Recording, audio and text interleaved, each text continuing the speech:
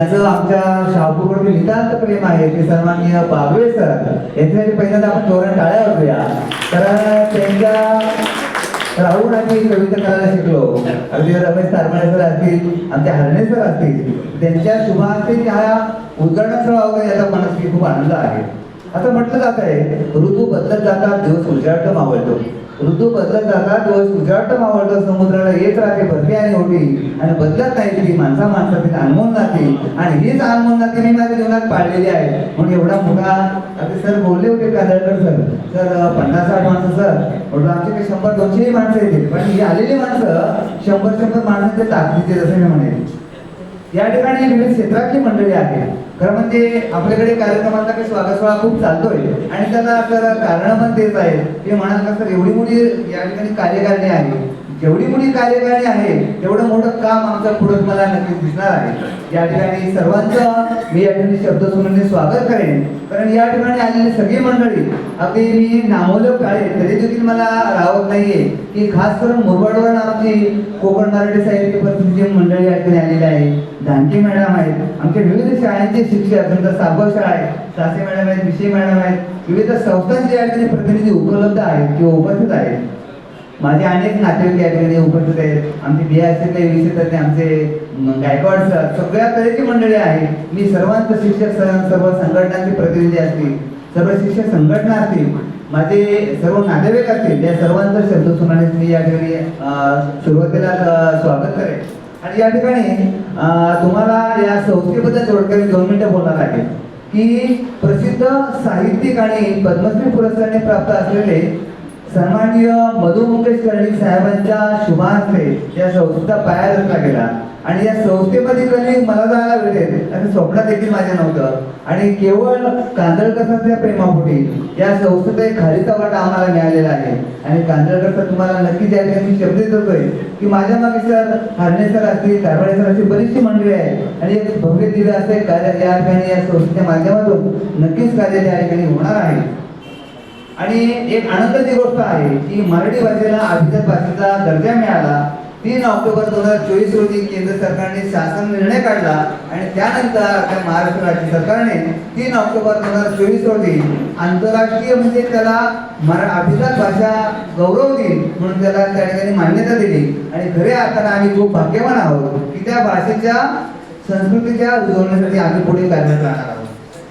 मागील 1 वर्षापासून जरी मी या संस्थेमध्ये आज उद्घाटन होत असेल तरी साहेब मागच्या 1 ते 1.5 वर्षापासून आम्ही शहापूर तालुक्यामध्ये एक फक्त लिंक पाठवली होती.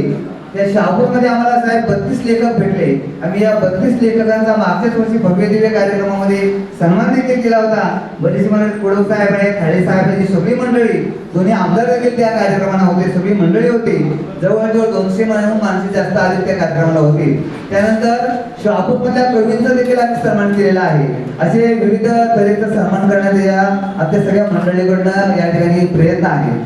मग माझे मित्र त्यामध्ये सुभाष शिंदे, रमेश तारमाळे, चंदन फुलपगार आहेत. ही सगळी मंडळी केवळ अध्यक्ष म्हणून काही कोणी करत नाहीये, परंतु त्यांना साधारण माणसं आहेत म्हणूनच आपलं त्या ठिकाणी काम नक्कीच पुढे जाणार आहे. या ठिकाणी आपण खऱ्या अर्थानं आमच्यावरती जबाबदारी टाकलेली आहे. तर भविष्यात जाऊन आमच्याकडून एक मला वाटतं कांदळ करण्याला एक शब्द देखील आहे, सर आमच्याकडून जेवढं तुम्हाला काही लागेल सहकार्य तेवढं आम्ही द्यायला तयार आहोत. तर सर माझी एक इच्छा आहे की येत्या 1-2 वर्षामध्ये शहापूरमध्ये एखादं साहित्य संमेलन 1 दिवसाचं काय होईना ते व्हावं अशी या सगळ्या साहित्यिकांच्याकडनं मी या ठिकाणी नक्कीच अभिलाषा व्यक्त करतोय. त्यानंतर या व्यासपीठावरती माणसं आहेत, हिराजी वेखंडे साहेब आहेत की ते आणि मी DED ला एकत्र होतो. त्यामुळे या मंडळीला केवळ प्रेमापोटी माझ्यासाठी सगळेजण आपली आज माणसाकडे पैसा माणूस देईल, 5,000 पण देईल, पण वेळ माणूस द्यायला तयार नाही. पण केवळ आमच्या प्रेमापोटी तुम्ही तुमच्या व्यस्त शेड्यूलमध्ये 2 तास देताय हे आमच्यासाठी खूप आहे. या ठिकाणी कुंडी समाज संघाचे सन्माननीय किशोर कुडव साहेब आहेत, ते आणि माझ्या एका वर्गात शिकलेले आहेत. या संपूर्ण हॉल देण्यामध्ये त्यांचा खूप मला या ठिकाणी सहकार्य लाभलेलं आहे. खाडे साहेब आहेत की ते आवर्जून आम्हाला फोन करतात, सर तुमचं साहित्य पाठवा. अगदी सगळ्यांना याचा अनुभव आला असेल. ते खाडे साहेब सतत आमच्यासाठी कधी शब्द टाका. मला वाटतं मी साहेबांना नेहमी सांगतो, सर आमच्याकडनं काहीतरी अंकासाठी मदत घ्या. साहेब कधी मला नाही वाटत साहेबांनी कोणाकडनं काही घेतलं असेल. म्हणजे एक जुना धंदा ज्येष्ठ साहित्य म्हणून त्यांचा आम्हाला नक्कीच या ठिकाणी सहकार्य लाभत असतं. त्यानंतर या ठिकाणी जी बरीचशी मित्रमंडळी आहे ते केवळ आपल्याला या आपल्या प्रेमापोटी आलेले आहेत आणि सर्व पालकांना मी या ठिकाणी आवर्जून सांगेन की आज मुलांवरती संस्कार होणं खूप गरजेचं आहे. वाचन तर वाचन संस्कृती टिकली तर आपली पुढची संस्कृती टिकणार आहे. मला वाटतं मागच्याच महिन्यामध्ये आम्ही एक कार्यक्रम घेतला होता अखंड वाचन यज्ञ. त्या ठिकाणी मला वाटतं परब मॅडमांना मी प्रमुख पाहुणे म्हणून बोलवल्या होत्या.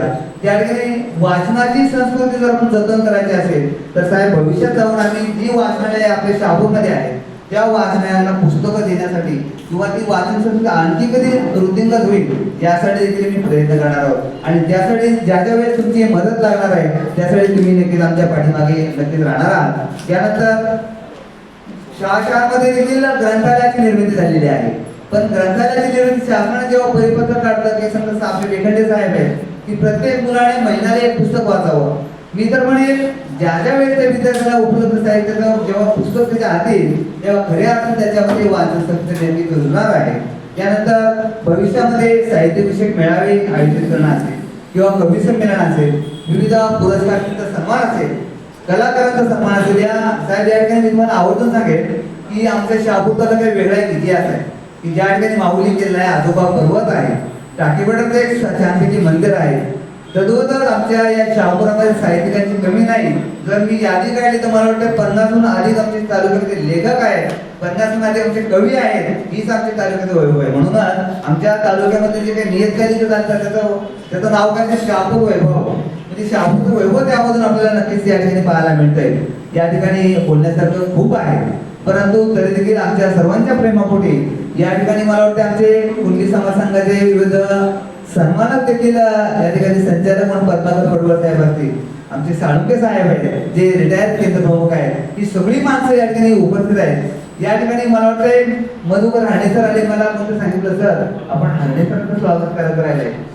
मी म्हटलं ते निमंत्रित कवी आहेत, जेव्हा त्या कवींचं कवी संमेलन होईल त्यानंतर प्रत्येक कवीचे या ठिकाणी बाबे सरांची शुभ हस्ते आपण सन्मान करणार आहोत. या ठिकाणी आपण निमंत्रित 10 कवींना बोलवलंय आणि आपल्या मंडळाचे 5 कवी असं 15 कवींचं. आणि मी या ठिकाणी सगळ्यांची एक माफी मागेन की आपण वेळ कमी आहे त्यामुळे प्रत्येकाचं स्वागत करणे इथं अपेक्षित नाही किंवा त्यासाठी मी दिलगिरी व्यक्त करेन. परंतु आमच्यासाठी तुम्ही आलेला प्रत्येक माणूस अगदी लाख मोलाचा आहे हे मी आवर्जून या ठिकाणी सांगेन. आणि आमचे भागवत काका आहेत तर भागवत काकांबद्दल सांगायला गेलं तर ते पाण्यासाठी खूप काम करतात वसुंधरा संस्थेच्या माध्यमातून. अशी प्रत्येक सगळ्या तऱ्हेची माणसं या ठिकाणी आलेली आहेत. आमचे अरुण कराळे सर ठाणे जिल्हा अध्यक्ष पेन्शन संघटनेचे आहेत, आमचे त्यांच्यासोबत आलेले जैनर सर आहेत. या सर्वांचं मी या ठिकाणी ठाणे विद्यालयाचा मला बराचसा स्टाफ दिसतोय. या सर्वांचं मी या ठिकाणी आवर्जून मध्ये स्वागतही करेन आणि आभार व्यक्त करेल यासाठी तुम्ही अमूल्य वेळ आमच्यासाठी दिलेला आहे. आमचे त्या धोरणात काम आहे तुम्हाला उल्लेख यासाठी करेल की शहापूरचे सिद्धेश्वर हॉस्पिटलचे त्यांचे चिरंजीवाचं आहे एक मुलीचं त्या कल्याणला हॉस्पिटल आहे. ही सगळ्या तऱ्हेची माणसं या ठिकाणी भरलेली आहेत. आमच्या मूलभूत सेवा मला वाटतं शिवाजी केंद्र प्रमुख डावरे मॅडम म्हणजे अगदी केवळ फोनवरती आलेली मंडळी आहे. हे सर्वांचं मी आभार व्यक्त करतोय आणि धन्यवाद व्यक्त करतोय. आणि भविष्यामध्ये जे जे साहित्यविषयक कार्यक्रम होतील त्या सर्व कार्यक्रमांना आपल्याला नक्कीच सदिच्छा आणि सहकार्य मिळेल एवढे मी अपेक्षा व्यक्त करतोय आणि थांबतो. धन्यवाद. पर्वत असतील आणि पण